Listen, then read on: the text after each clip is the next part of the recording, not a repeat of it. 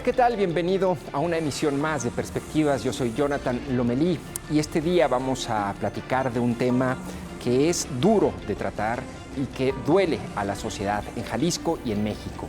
El feminicidio. Hace exactamente 10 años se tipificó el delito de feminicidio en Jalisco. ¿Cuáles son los avances y los pendientes en este tema? Vamos a platicar con Guadalupe Ramos Ponce. Ella es vicecoordinadora nacional de CLADEN Jalisco, y también con Natalia Rojas. Ella es la coordinadora aquí en Jalisco de CLADEN. Soy Jonathan Lomelí. Gracias por acompañarme. Comenzamos Perspectivas.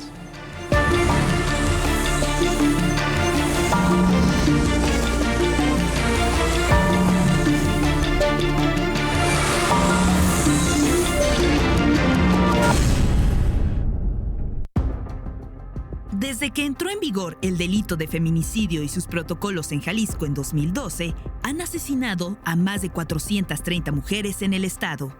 Sin embargo, 9 de cada 10 crímenes continúan impunes, es decir, la Fiscalía del Estado ha conseguido poco menos de medio centenar de sentencias condenatorias por feminicidio en una década. De nada han servido los protocolos, la estadística letal y las reformas legales para hacer visible un problema que hace una década no tenía ni siquiera un nombre específico. De nada han servido los feminicidios de Imelda Virgen Rodríguez, Alondra Guadalupe González, Alexandra Castellanos, Vanessa Gaitán Ochoa, asesinada frente a Casa Jalisco al iniciar el sexenio, y el reciente caso de Luz Raquel Padilla. De nada servirá todo lo anterior si no se comienza por lo más básico, el acceso a una justicia efectiva para todas las víctimas y no solo para los casos mediáticos. Hola, ¿qué tal? Gracias por acompañarnos en Perspectivas, y le agradezco también mucho a Lupita Ramos que nos acompañe en este espacio, y a Natalia Rojas por estar en Perspectivas para hablar de este tema, el feminicidio a 10 años de que se tipificó por parte de los congresistas locales. Bienvenida, Lupita, gracias por acompañarnos. No, al contrario, gracias por la invitación. También, Natalia, gracias por estar aquí. Me gustaría comenzar con una pregunta un poco a nivel personal, Lupita, y comienzo contigo. En estos 10 años, ¿hay algún momento en lo particular que a ti, a nivel personal, te haya marcado o que recuerdes de este tema relacionado con los feminicidios? ¿Algún caso, alguna historia que pudieras compartir con el auditorio? Sí, claro, bueno, pues son varios y todos, muchos, ¿no? Sí. Es decir, son muchos momentos, muchas situaciones, pero hay algo particularmente que a mí me acompaña desde siempre, desde el momento en que, desde la primera vez que comencé a acompañar un caso de feminicidio, ¿no? Y es la profunda mirada de tristeza que tienen sobre todo las mamás de una mujer asesinada. Bueno, no te imaginas eso, y todavía les veo, ¿no? Veo sus rostros, y no importa que pasen años, no importa que pasen muchos momentos, se puede estar incluso en una reunión, en una fiesta, y tú las ves a ellas y les ves sus miradas tan profundamente tristes que no se compara con ninguna otra tristeza, ¿no? ¿Recuerdas alguna madre en particular de alguna víctima? Sí, no, es que son todas, ¿no? Te digo, o sea, yo podría comenzar a mencionarlas, sobre todo en las mamás que hemos estado muy cerca acompañándoles. Algunas son las, por ejemplo, en el caso de Betsabe, ¿no? Que ella se quedó, su mamá, a cargo de sus 5 hijos, pero además los niños vieron el asesinato de su mamá. O sea, son historias tan trágicas, claro, tan dolorosas para todos, ¿no? Que bueno, por supuesto el caso de la señora Amparo, pero el caso de Gaby recientemente, ¿no? Que recientemente detienen al tipo, a Lucía. Lucía es una cosa que yo desde el primer momento en que la vi y que marchamos con ella ahí en Avenida México. ¿Cuál es el caso de Lucía? Es el caso de Gaby, es la mamá de Gaby. Perdón, sí, así es. Y entonces te digo, esa mirada profunda de tristeza que tienen todas las mamás es increíblemente dolorosa, y es imposible que te sustraigas de esa, ¿no? De esa mirada y de ese dolor. Natalia, y en tu caso, ¿qué momento a ti te ha marcado de este recorrido en todo este tiempo? Me contabas ahorita que tienes varios años también acompañando esta esta lucha del lado de Lupita? Sí, claro, pues para mí el momento que me cambió la vida, así fue, es empezar a trabajar con CLADEM y en particular con Lupita Ramos, ¿no? Yo estuve trabajando con ella en su investigación hemerográfica de feminicidio y bueno, a mí me tocaba ir a la hemeroteca a revisar los periódicos en ese momento del año 1997 al 2007, ¿no? Porque en ese momento pues no había estadísticas, ¿no? La investigación que hace Lupita es la primera en el Estado en visibilizar esa problemática. Antes, hay que decirlo, eran solamente en la nota roja, ¿no? Donde se nombraba a las mujeres víctimas de feminicidio. Entonces, bueno, yo iba ahí justamente a recabar esa información, a rescatar estas historias tan terribles de las mujeres que solamente estaban ahí en la nota roja, y para mí eso pues me transformó porque ya la visión que tenía de la ciudad cambió, ¿no? Para mí ya es hasta la fecha pues imposible caminar la ciudad sin saber que en determinado espacio asesinaron a una mujer, ¿no? O la manera tan cruel en las que pues, se dispone de sus cuerpos después de la muerte, ¿no? Natalia, tú que hiciste ese ejercicio hemerográfico hace varios años y ahora que ves las noticias, a mí me sorprende, les aseguro que si ahorita busco en Google asesinato de una mujer, las palabras, estoy casi seguro que en las últimas 24 horas ocurrió uno, pero no en el país, en Jalisco, ¿no? Se los puedo casi asegurar. Es decir, ocurre todos los días. Ahora, ¿tú notas alguna diferencia o percibes alguna diferencia entre lo que leías y la forma en que se plasmaba en esa época, estamos hablando del año 2000, y ahora, 22 años después? En ciertas ocasiones sí vemos cambios, ¿no? Sobre todo en el tratamiento que hacen los medios de comunicación, en las muertes, ¿no? Antes decían que eran crímenes pasionales, no estaban en la nota roja únicamente, y ahora el lenguaje, ¿no? Ya es mucho más sensibilizado, ya se habla. ¿Qué justificaba, entre comillas, en aquella época, en esa investigación, la muerte de las mujeres? Bueno, pues decían muchos que eran crímenes pasionales, ¿no? O sea, se dejaba a un tema de celos, a un tema de relación de pareja, otra vez como privatizando esa violencia y no desde pues, la mirada pública, ¿no? Y desde el Estado y desde una perspectiva de derechos humanos. Claro. Ahora, este momento es bien importante, Lupita. Hace 10 años, ¿no? Fue agosto de 2012, en donde los diputados locales tipifican el delito de feminicidio, ¿sí? Tú estuviste en ese momento. Tengo aquí una frase que recuerdo que mencionaste y que saqué de una nota justamente de periódico, donde les dices a los diputados después de que lo aprueban y ellos están aplaudiendo y diciendo ya vamos a tener un castigo para los feminicidas. Dice, nos anima mucho, les dijiste, pero es apenas el primer paso para resolver el problema de la violencia hacia la mujer. ¿Se dio ese paso? Desafortunadamente no, o sea, ese primer paso ahí está, se dio y con muchas dificultades porque no fue sencillo que se tipificara el delito de feminicidio en el Estado, había muchas resistencias, muchos obstáculos. Y lo que nosotros esperábamos es que a partir de esta tipificación se pudieran generar políticas criminales y criminológicas, digamos, que combatieran estos delitos, ¿no? Y no es así, fíjate. Yo creo que lo más lamentable de lo que ha pasado en esta última década es que no solamente no se han generado políticas públicas que prevengan, atiendan, sancionen y erradiquen la violencia contra las mujeres, sino que, por el contrario, han crecido y se han agudizado estas violencias, ¿no? Son distintas a las que veíamos y documentábamos hace 20 años que las que ahora se tienen, ¿no? Sí. Ahora, en ese sentido, Lupita, ¿qué es lo que ha faltado que haga la autoridad? A ver, porque, y quiero que me aclares esto, acaban de aprobar que todos los homicidios o todas las muertes violentas de mujeres se investiguen como feminicidio. En 2016, si no recuerdo mal, aumentaron el castigo para los feminicidas, se han generado protocolos, es decir, el punitivismo, el castigo para quien cometa el asesinato de una mujer, ahí está. ¿Pero qué es lo que ha faltado? Sí, yo creo que es que hace falta, digamos, a ver, la violencia contra las mujeres es estructural y es sistémica. Son esos dos elementos, ¿no? ¿Eso qué significa? ¿Y qué significa eso para que lo pueda entender la audiencia también? Que hay toda una estructura y todo un sistema que promueve, permite, genera violencia contra las mujeres. ¿Y a qué me refiero con estructura y sistema?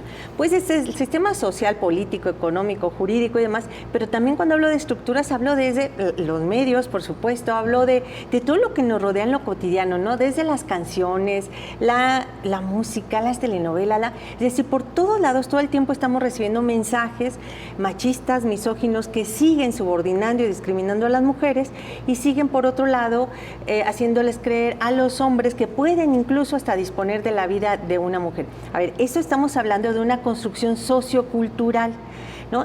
Por eso cuando yo digo, ¿por qué no funcionan las políticas públicas? Primero, porque no hay política pública, eso es lo primero. Sí. Lo que hay son pequeñas acciones, programas que están totalmente desvinculados entre sí. Y por otro lado, que no atacan la raíz estructural y sistémica del problema. Es decir, el problema es estructural y sistémico, la respuesta que se da no. Claro. ¿No? O sea, entonces, mientras no hagas acciones contundentes que traten de raíz el problema, pues no, ahí va a estar. Y te pongo un ejemplo muy claro, muy sencillo también para la audiencia. Acaban de detener al feminicida de Gaby. Al mismo tiempo que lo detienen a él, prácticamente detienen a otro feminicida, al feminicida de Rosario. Sí. A Rosario la mataron el año pasado, a Gaby la mataron hace 7 años. ¿Rosario no era la que estaba embarazada? No, estaba embarazada, claro, es ella, en su caso, estaba embarazada, tenía 3 años, su niñita, delante de la niñita la mata la expareja. A ver, yo digo, si hace 7 años, con la gravedad, la magnitud del asesinato de Gaby en plena vía pública, a mediodía, con todo lo que se supo, entonces, a ver, si las acciones de la autoridad desde entonces hubiesen estado encaminadas, vamos a atacar ese problema de machismo, porque es una violencia machista, el hecho de que el tipo la matara porque Gaby le dijo que no quería ser su novia, y tú dices, a ver, aquí hay un problema estructural muy grande, hay que hacer algo en las escuelas, hay que hacer algo social, culturalmente, claro, para cambiar eso. Si en 7 años se hubiesen realizado estas acciones, seguramente le hubiéramos salvado la vida a Rosario y a otras más mujeres, ¿no? Claro. A eso me refiero, que no importa que sea a corto, mediano y largo plazo, pero si de aquí a 10 años tenemos respuestas, logramos salvar vidas. Claro. ¿No? Ahora, en este mismo sentido, Natalia, ¿qué es lo que, a quién le tocaría este papel de atender una violencia estructural? Es decir, es nada más una responsabilidad, a ver, porque siempre recaen los reclamos contra figuras visibles, el gobernador, el alcalde, el comisario, pero ¿a quién le tocaría y cómo se podría dar ese primer paso para tener una violencia estructural contra la mujer en nuestra sociedad? No puedes prohibir todos los corridos, no puedes restringir el internet, es decir, ¿cuál es la salida? Claro, bueno, primero decir que las obligaciones en derechos humanos, el primer actor en el que recaen es el Estado, ¿no? El Estado es el primer actor que tiene que prevenir, atender, sancionar y erradicar la violencia contra las mujeres, pero eso no es el Estado en abstracto, sino que debe de haber una coordinación de distintas dependencias, ¿no? Por ejemplo, desde Secretaría de Salud, por ejemplo, hasta Secretaría de Educación, la Secretaría de Igualdad Sustantiva, claro que Gobernación también, ¿no? Es decir, todas las dependencias debe de ser esfuerzos coordinados y permanentes, ¿no? Eso es muy importante, entonces debe de haber una coordinación entre instancias. Ahora, esta es la pregunta del millón, ¿no? ¿Es porque no pueden o porque no quieren? Es decir, porque también tienes instituciones de pronto como la Fiscalía con muchísimo trabajo, con poco personal, que aunque hubiera a lo mejor la voluntad de los funcionarios, a lo mejor no funcionaría, pero es una cuestión de voluntad o de capacidad. Yo creo que un poco de las dos, ¿no? Un tema es la falta de voluntad política, ¿no? Estos estereotipos machistas, misóginos, siguen permeando en las instituciones y sobre todo en el funcionariado público. A pesar de que ha habido intentos de sensibilización y capacitación, se han quedado cortos ante esta cultura misógina que existe y sobre todo en las instituciones del Estado. Claro. ¿Sí? Y por otra parte, también nos queda claro que no terminan de entender qué va la perspectiva de género, qué va la perspectiva de derechos humanos, ¿no? Sigue habiendo, como dice Lupita, estos intentos atomizados, programas que no tienen relación muchas veces unos con otros y que, claro, eso no genera pues un plan integral que realmente esté a la altura de la problemática y de la grave crisis que es la violencia feminicida. Pongan un ejemplo de una buena política pública que no se haya aplicado a lo mejor, o que sí se aplicó aquí o en otro país, que haya funcionado. Yo te pongo un ejemplo para que quede claro a ver de qué estamos hablando.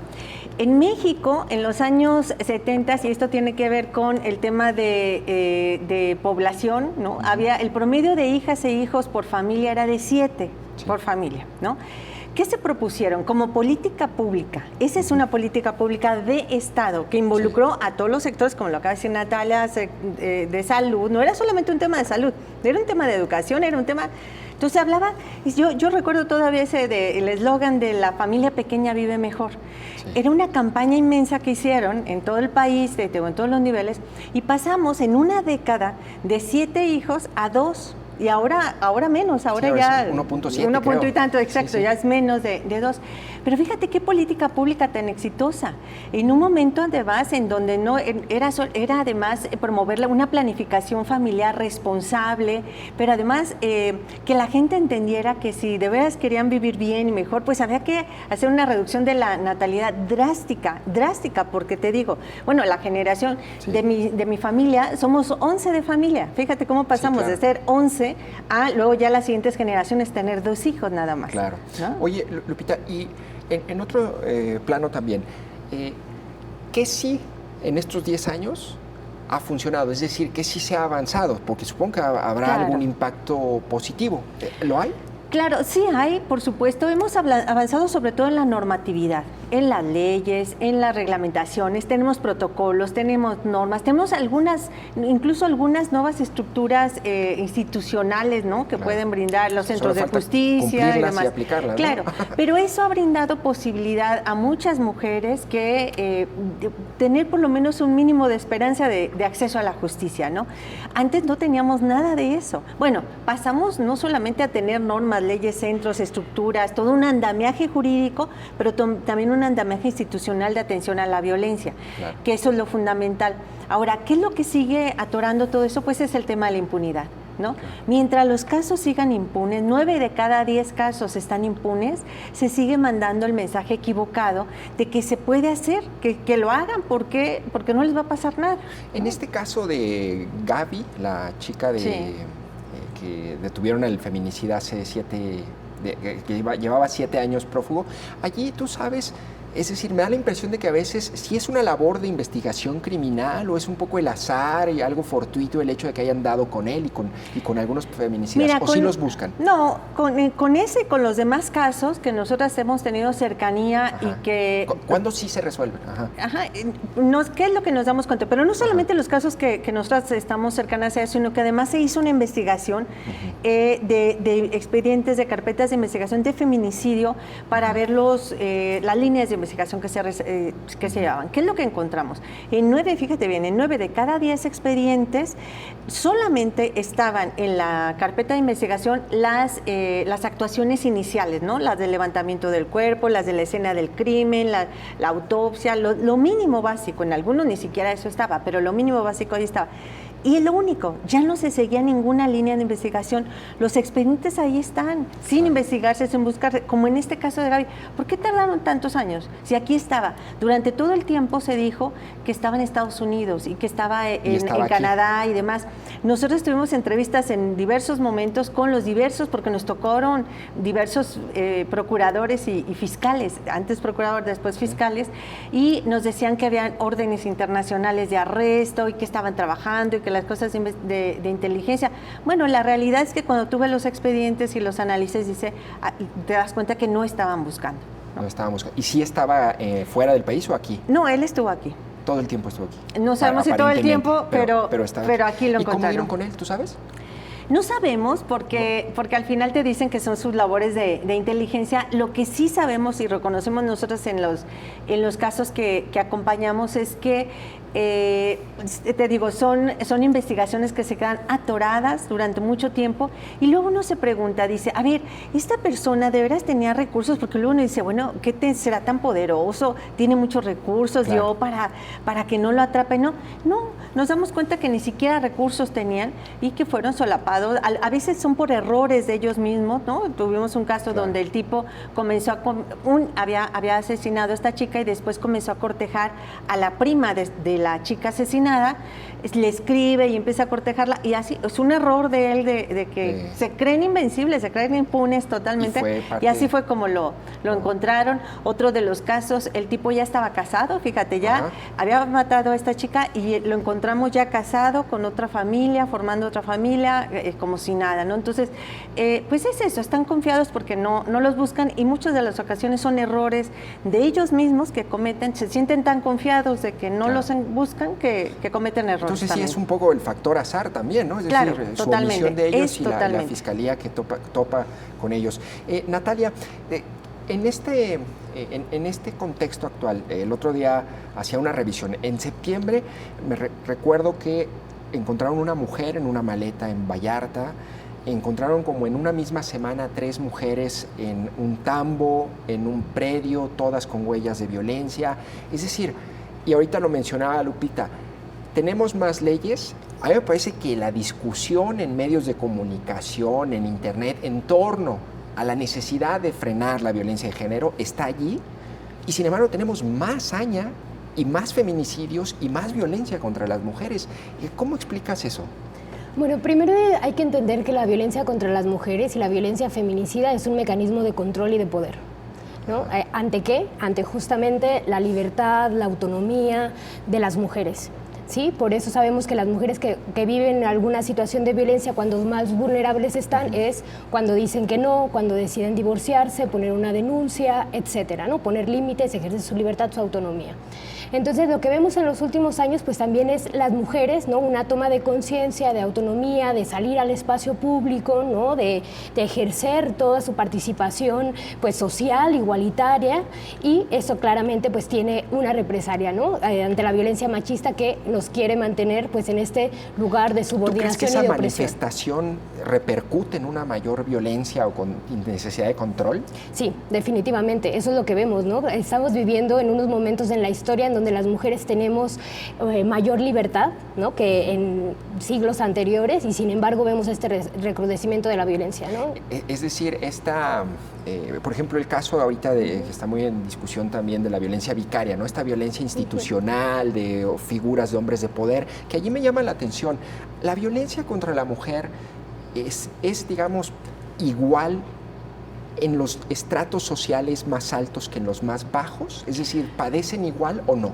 Sí, mira, en esta investigación que justo Natalia fue mi auxiliar de investigación durante ese tiempo, justo uno de los indicadores que yo revisé fue el tema de la pobreza y el tema de la marginalidad, para ver qué tanto afectaba la generación de violencia si se está en un estrato social distinto o no. Y uno de los grandes hallazgos fue que no. ¿No? O sea, que igual la violentan una mujer en un estrato social alto que en no bajo. ¿Por qué? Porque es la violencia machista.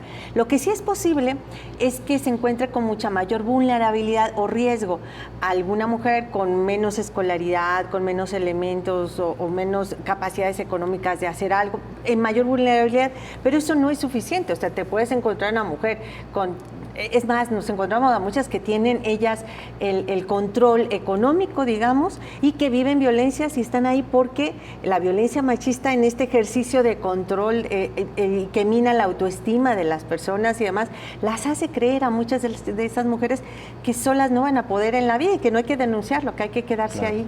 Bueno, lamentablemente se va muy rápido el tiempo, pero me gustaría que dieran una conclusión breve a 10 años de la tipificación del delito de feminicidio para despedir el programa y cerrarlo. ¿Te parece, Natalia? Muy breve, te pediría segundos prácticamente para poder cerrar el programa. Sí, claro que sí. Bueno, a mí me gustaría resaltar lo positivo que ha sucedido en estos 10 años y que tiene que ver con las mujeres justamente, ¿no? Yo creo que lo que vemos es una toma de conciencia por parte de la gran mayoría de las mujeres que estamos saliendo a la calle, alzando la voz, articulándonos entre mujeres para poner un alto a la violencia y exigir al Estado que haga lo que le corresponde. Entonces, para mí eso tenemos que resaltarlo, ¿no? La participación sobre todo de mujeres jóvenes. Lupita. Sí, y yo situaría el problema en dos ámbitos. Uno es en el ejercicio de la violencia machista, una violencia creciente que no se ha impedido su avance, por lo tanto se ha agudizado y que ahí hace falta la voluntad política, por supuesto, y muchas cosas más pues para atacar de fondo ese problema. Y el otro tema es el del acceso a la justicia, ¿no? Es decir, no hay un aparato de justicia de la Administración y Procuración de Justicia que pueda dar verdadera atención, calidez y cobijo a quienes denuncian las múltiples violencias, pero incluso en los casos de feminicidios, porque es un sistema que está colapsado, ¿no? Desde nuestro punto de vista, el sistema de justicia ha colapsado, hay una impunidad del 99%, entonces mientras eso continúa así, te doy una cifra y un dato rapidísimamente, el 80% de los casos, en lo que va del año, por ejemplo, son 165 mujeres asesinadas y solo un promedio de 34 mujeres han sido consignados, los casos han sido consignados como feminicidios. Tanto a nivel local como a nivel nacional, ese es el problema. Solamente se consignan el 20% como feminicidio, cuando nosotras, de acuerdo a nuestro análisis, es a la inversa. Por lo menos el 80% de los asesinatos de mujeres son feminicidios. Y absolutamente todas las muertes violentas de una mujer o de las mujeres tienen que investigarse como feminicidios hasta demostrar lo contrario. Bueno, Guadalupe Ramos y Natalia Rojas, te agradezco muchísimo y les agradezco que hayan estado en este espacio de Perspectivas para hablar sobre ese tema. También le agradezco muchísimo a usted que nos haya sintonizado en Perspectivas. Yo soy Jonathan Lomelí. Nos vemos en la próxima emisión.